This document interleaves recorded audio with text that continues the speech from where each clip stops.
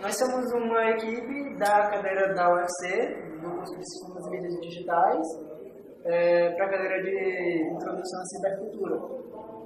A gente vai comentar uma análise, assim, a gente vai analisar e comentar um documentário que a gente assistiu sobre a questão do escândalo do vazamento de documentos confidenciais da NSA, pelo um dos funcionários agregados deles, que era o Edward Snowden, que agora está asilado na Rússia, né? No caso, meu nome é Tursi. Ricardo Rodrigues, e tem o que dá vídeo chamado por Discord. Fala aí, Zeno.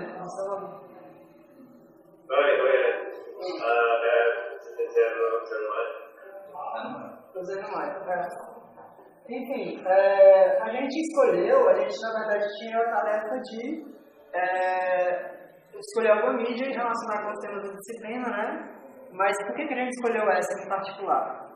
Porque a gente já tinha apresentado um seminário na área de cibercultura, onde muito se falou a respeito dessa questão de vazamento de informações, da guerra dos estados, das agências de segurança e espionagem, espionando os próprios cidadãos, e isso acaba sendo um tema de amplo interesse social.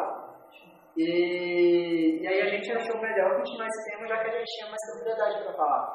Então, a gente escolheu esse documentário que meio que amplia um pouco o tempo do nosso escopo, certo? Justamente porque foi um grande escândalo que aconteceu e que pôs um pouco de pressão dos governos. Por que a gente achou... exatamente. Mas eu acho que o nosso colega Zeno, ele vai explicar, apresentar um pouco da mídia pra gente, falar quem fez, quem participa dela. Pode falar, Zeno. Sim.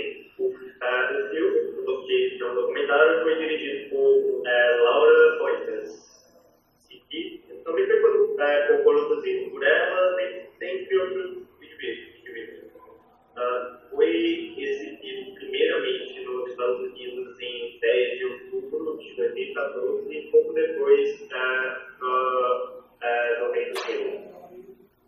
Como é um documentário, Edward Snowden, que seria o personagem, que poderia ser o personagem principal, não é atuado, ele aparece diretamente, ele é um pouco do documentário, ele faz uma parte direta do projeto. As pessoas interpretam as mesmas, né? Sim, é um documentário. Eu acho que algumas partes são artificiais, né? Eu vou comentar isso depois.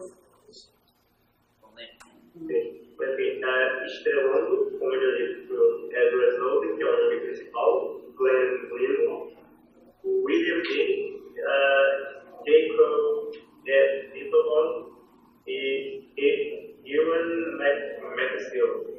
Que são os jornalistas, né? Que estão pegando... São os jornalistas,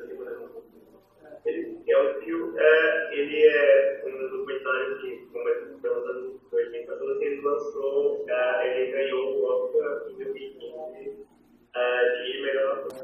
No caso, ela está no processo de gravar sobre um terceiro documentário sobre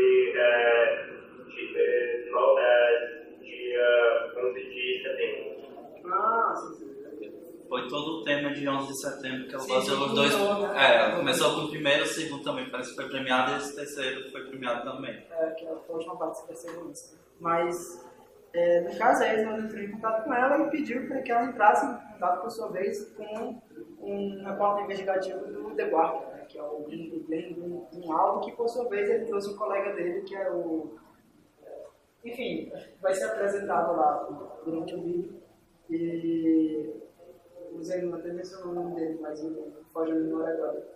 Então é interessante dizer em relação ao nome do documentário, sim, desculpe. Né? O documentário se chama CitizenFour. Que era o nome que ele utilizava para não ser identificado. O codinome dele. Então foi bem uma sacada assim, em relação ao nome do documentário. No caso, a gente escolheu alguns trechos que são bem interessantes No caso, eu não gostei tanto do filme quanto do documentário, mas ele traz algumas informações sensíveis que são muito assustadoras, inclusive. É coisa que eu nem imaginava. Durante a minha pesquisa que eu fiz, a gente fez seminários dele, eu não imaginava alguns desses dados, assim, que era tão amplo o tamanho da coisa. No caso, eles explicam no filme, é meio que um senso comum de que os governos espiam ativamente seus cidadãos, inclusive de outros países. Mas assim, a gente não tem ideia de como nem como funciona. Né? Mas aí, no caso do filme, o Snowden ele explica muito bem essa questão. Ele meio que, ainda no comecinho, justamente para situar, ele fala, existe um trecho de uma palestra de algum professor lá, de uma sala, e isso é antes do Snowden aparecer, e aí ele comenta que a gente vai passar isso já para vocês, por que tem que se proteger a privacidade, né? Muitas pessoas já escreveram sobre a questão da segurança versus privacidade, inclusive o Bauman fala um pouco disso nas cartas dele, que é aquele de ótimo, mas justamente, privacidade é uma coisa que não é válido você dizer que só porque eu não estou fazendo nada de errado não tem problema esconder. Não, você precisa de um mínimo de privacidade para justamente encontrar forças na sua própria identidade, de ter uma parte íntima da sua que ninguém mais sabe, entendeu? Onde você pode ser você mesmo. Então, porque, em geral, você viver em sociedade é gastar ativamente energia, certo? Seja para atender as expectativas de si ou dos outros. Então, você precisa ter algum momento onde você se relaxa justamente para se recarregar. E é por isso que a gente, mesmo que a gente vive um tempo que tem pouca privacidade... Basicamente, a gente vive na era da exposição, olha, eu estou aqui, eu estou fazendo isso. A gente precisa ainda ter essa necessidade intrínseca de ter um mínimo de informação secreta, não para esconder dos outros, mas simplesmente onde a gente pode relaxar e ser para nós mesmos. Né? Eu acho assim, até complementando, se a gente for pensar, até na nossa casa a gente sempre fecha a porta. A casa é meu lugar sagrado onde eu posso ser eu mesmo. Eu tenho que bancar o forte ali fora do mundo e em casa eu posso desabar. E o mais importante em relação à privacidade disso é que a gente quer transformar esse mesmo conceito na internet, porque a gente ainda não tem. Porque não tem uma coisa fechando. Você fica, ok, eu tô na internet, tá tudo ali, mas não tem uma coisa fechando com uma porta. Geralmente relacionado com proteção de porta, uma coisa fechada, uma coisa segura. A internet no caso, isso, fiquem aí com o trecho que vocês vão achar bem interessante. No caso, ele também comenta que se alguém tem todas as coisas para onde ele nunca esteve, ou ele fica também o que é metadado, certo? Assim, como você cruza informações que alguém tenha pegado, então, assim, você fez a compra no cartão de crédito, e aí depois de um tempo você pagou um bilhete de trânsito. Então, se essas duas informações forem pegadas juntas, a pessoa pode saber por onde você andou. E, por exemplo, se acontecer um crime, e aí você diz lá no sistema que você esteve lá perto, talvez você possa até ser incriminado, entendeu? Então, você forjar provas falsas contra você, entendeu? Então, é justamente essa questão, assim, tem problema, sim, de alguém estar sabendo onde é que você mora, onde é que você passa todo dia, quais dados, assim, o cartão de crédito, quais são as informações privadas e o conteúdo dos seus e-mails, entendeu? Porque isso dá muito poder sobre você, certo? De coisas assim que você não sentiria confortável de qualquer pessoa ter acesso. Fiquem aí com esse trecho. So thanks for having me. If anybody has any questions, like I said, just raise your hand, and I'll try to call on you as soon as I possibly can.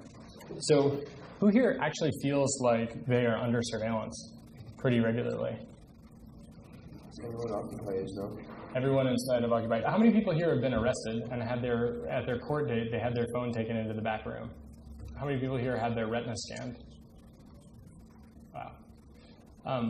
So you guys are actually, in a sense, the canaries in the coal mine, right? Because the incentives are all lined up against you. Anybody see on the subway, link your MetroCard to your debit card, right? And like auto refill? This is the concept which is key to everything we'll talk about today, and it's called linkability. Take one piece of data and link it to another piece of data.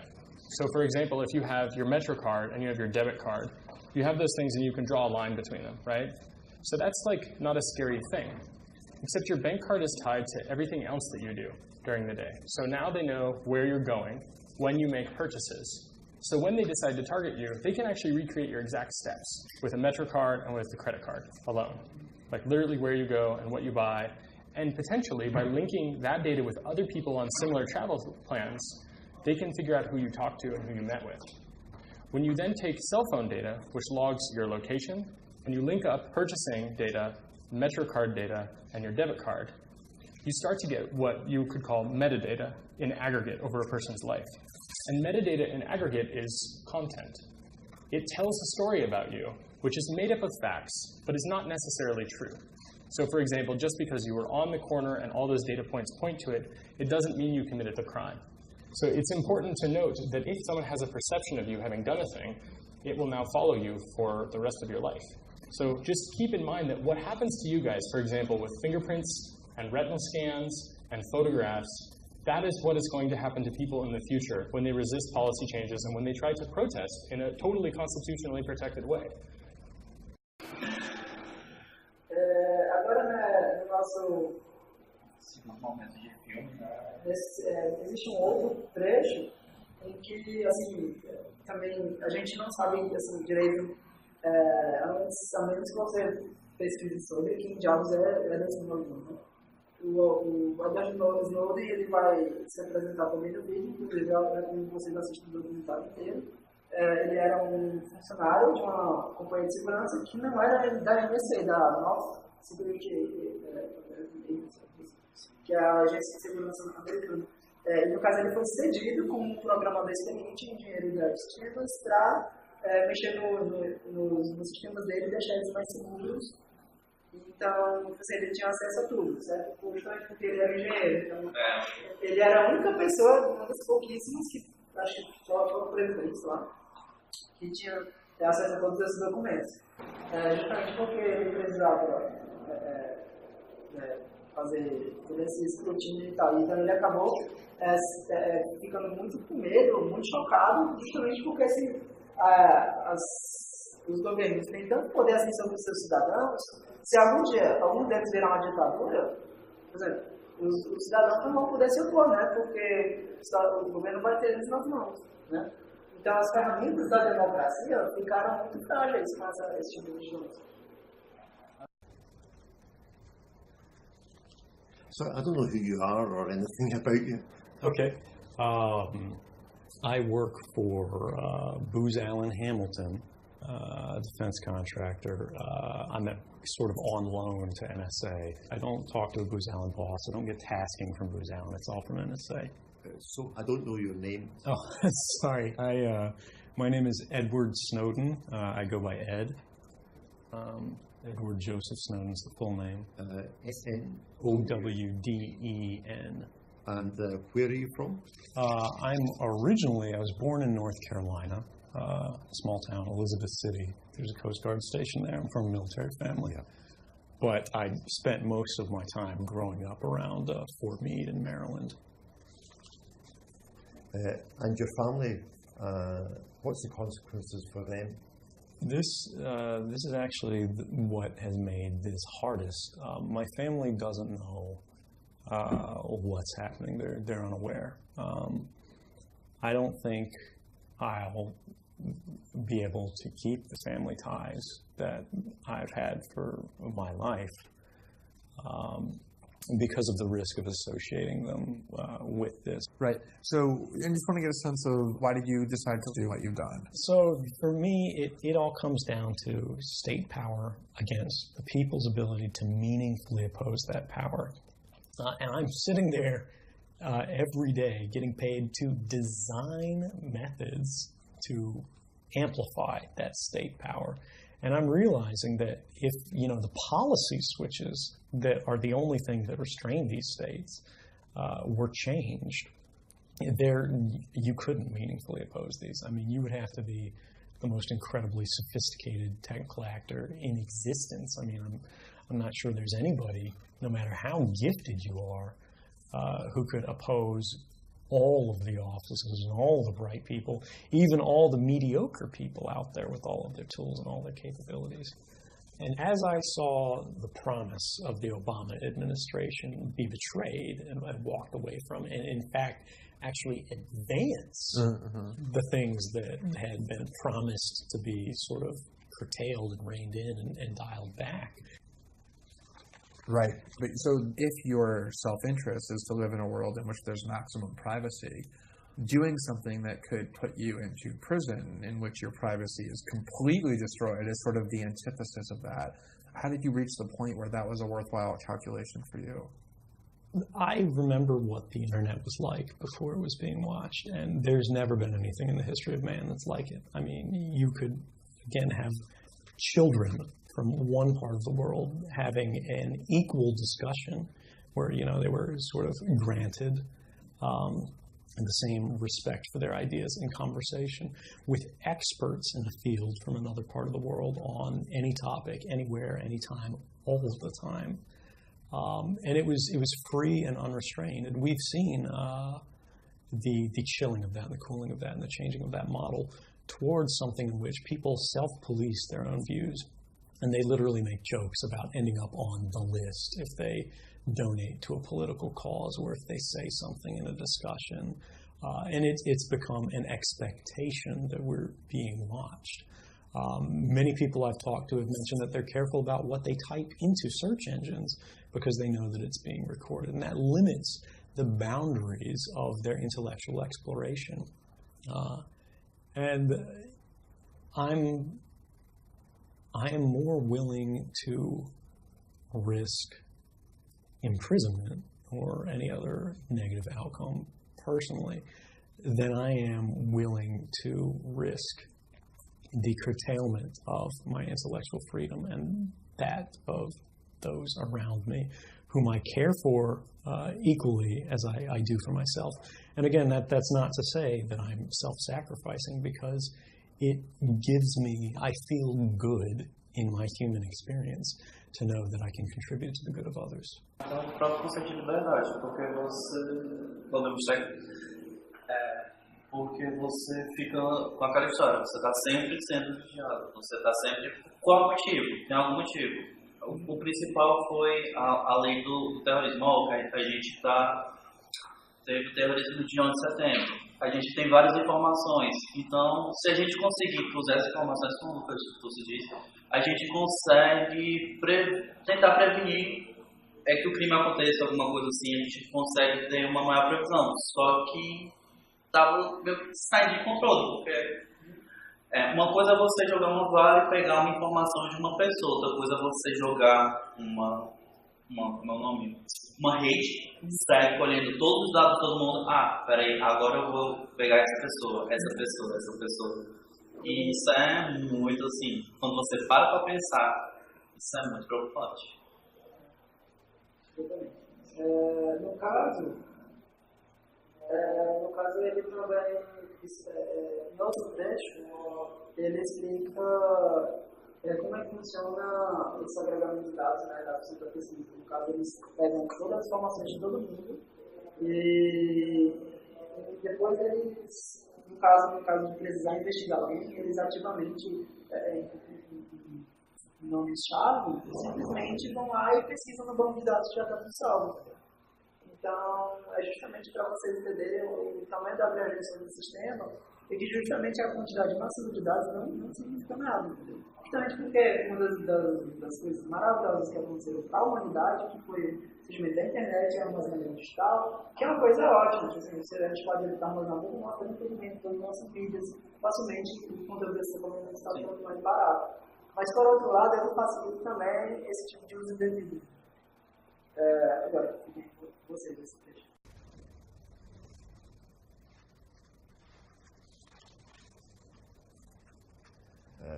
Could you elaborate on that? So, I don't know how much of the programs and the actual technical capacities everybody's talked to you about, but there's an infrastructure in place in the United States and worldwide that NSA has built in cooperation with other governments as well, that intercepts basically every digital communication, every radio communication, every analog communication that it has sensors in place to detect. And with these capabilities, basically the vast majority of human and computer-to-computer communications, device-based communications, which sort of inform the relationships between humans, are automatically ingested without targeting. And that allows individuals to retroactively search your communications based on self-certifications. So, for example, if I wanted to see the content of your email or, your wife's phone calls or anything like that, all I have to do is use what's called a selector, any kind of thing in the communications chain that might uniquely or almost uniquely identify you as an individual. And I'm talking about things like email addresses, IP addresses, phone numbers, credit cards, even passwords that are unique to you that aren't used by anyone else. I can input those into the system, and it will not only go back through the database and go, have I seen this anywhere in the past? It will basically put an additional level of scrutiny on it moving into the future that says, if this is detected now or at any time in the future, I want this to go to me immediately and alert me in real time that you're communicating with someone, things like that.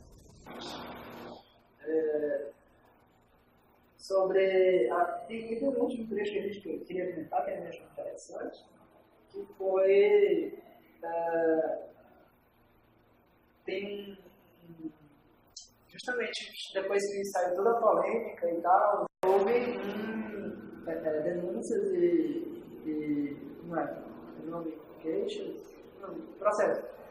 muitos processos judiciais envolvendo a INC, né? E aí, no caso, simplesmente chamaram o líder da INC lá, o chefe, ele não teve, mas um cara que tá lá no vídeo, e aí perguntam ele, tipo assim, acho que ele foi numa audiência do Senado, o senador perguntando pra ele, vocês pegam os e-mails das pessoas sem elas saberem? Aí ele diz, não, a gente não pega. Aí tá bom, aí vocês veem todas as chamadas das pessoas? Não.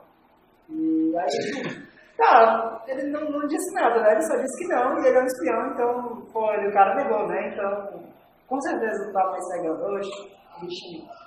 Does the NSA routinely intercept American citizens' emails? No.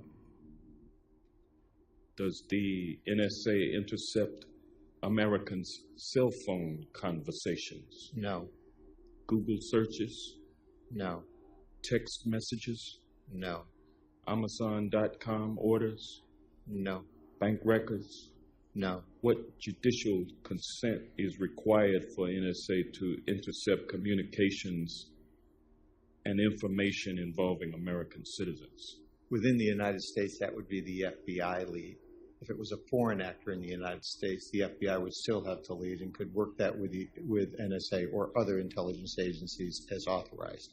But to conduct that kind of collection in the United States, it would have to go through a court order, and the court would have to authorize it.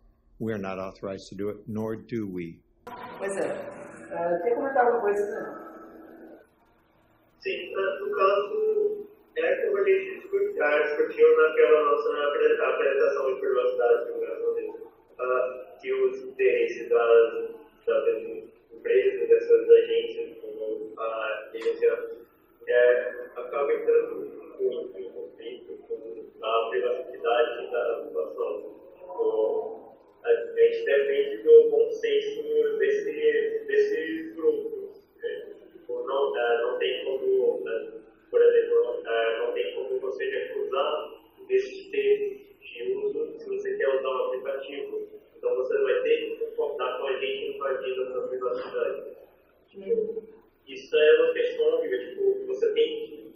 Isso é como lidar com uma balança. Você não pode colocar muito peso em nenhum dos lados. Não pode ser muita privacidade, mas também não pode ser muita segurança. Isso é algo que é um problema que muito provavelmente vai durar bastante. No caso, a gente gostaria também de traçar um paralelo entre o vídeo alguns conceitos que a gente estudou ao longo do semestre. No caso, justamente por conta dessa de vigilância, né? Vários pensadores, assim, durante essa alvorada digital, assim, com acesso à informação, mas e também acesso ao armazenamento de informação e acesso à produção de informação, como é que os sociólogos se dedicaram a escrever a respeito. Inclusive, a gente tem também artigos de jornalistas, inclusive um jornalista que participou também dessa investigação. Né? O Greenwald, basicamente ele foi o que tornou o caso famoso assim, em relação da mídia, do jornal, mas teve tanta participação do Snowden como da própria diretora, né? E, tipo, ele basicamente, ele até fala um discurso de privacidade, que ele conversou com o pessoal da Google, o pessoal do Facebook, e aí, privacidade. Se você está com privacidade, você não quer esconder nada. Mas ele fala no próprio texto dele que privacidade é a possibilidade de você errar, a possibilidade de você ser o que você realmente é. E para ter...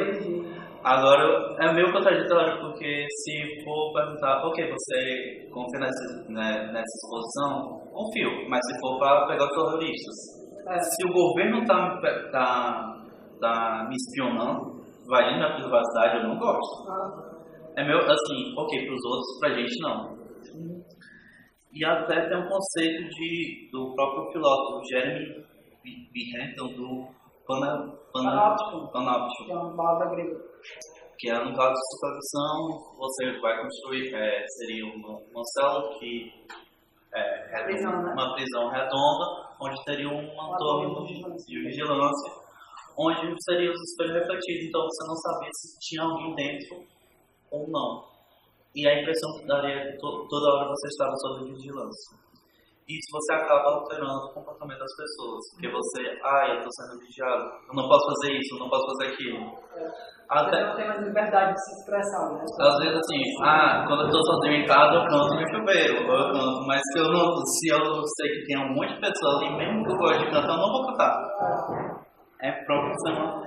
E até o Foucault, o Michel Foucault, falando sobre esse conceito, um conceito supervisão individual coletivo para controle, punição e compensação. Então, o Estado é o que mais se interessa em relação a isso, de você ficar moldando um cidadão perfeito. Então, eu vou ficar lhe vigiando porque você não vai sair, você não vai me dar problema, porque você não vai cometer crime, você não vai fazer nada, você vai ver ali com medo de ser punido.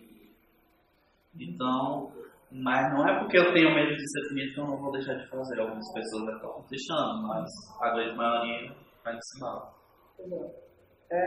Durante o professor também disponibilizou para a gente um compilado das cartas do Bauman, né? No caso, ele escreveu para um jornal durante 2 anos, e aí, cartas curtas, né? Coisa de uma página e meia. E aí, ele trata de alguns temas que ele acha interessantes para o novo mundo, né? Assim, para o mundo tecnológico. No caso, em uma das cartas dele, que é online offline, ele meio que justamente ele diz assim, porque as pessoas têm tanta pouca privacidade, ou pararam de se importar com a privacidade delas, entendeu? Se expõem tanto na internet, porque a internet já tem tantas oportunidades, tanto entretenimento, conhecimento e oferece tantas pessoas que, tipo assim, justamente porque você pode ter tantos amigos virtuais, a qualidade dessas ligações meio que diminui, entendeu? Então você não tem mais como você ter tempo e disposição para se aprofundar em cada um deles. E justamente porque todos são seres superficiais, você acaba meio que, isso ele não diz, mas ele infere isso muito fortemente, que você acaba gerando a sua vida como se fosse um entretenimento. Então, se eu estou mantendo meu feed atualizado, eu estou meio que gerando conteúdo, e aí meus amigos que eu não falo há anos, mas estão lá na minha rede social, eles vão ver e ver que eu estou vivo, e ver que eu estou bem. E eu estou fazendo coisas que a minha vida é interessante. Então, mas aí, ao sacrificar a minha privacidade, eu gero entretenimento para as outras pessoas que mantêm uma visão falsa de amizade, justamente porque não tem um contato verdadeiro, mas é um contato que é para milhões de milhares de pessoas que eu posso ter na minha no perfil. Mas é porque geralmente a pessoa diz, eu vou estar distribuindo ali para os meus amigos. Para as outras pessoas, eu sou anônimo, eu sou mais um, então...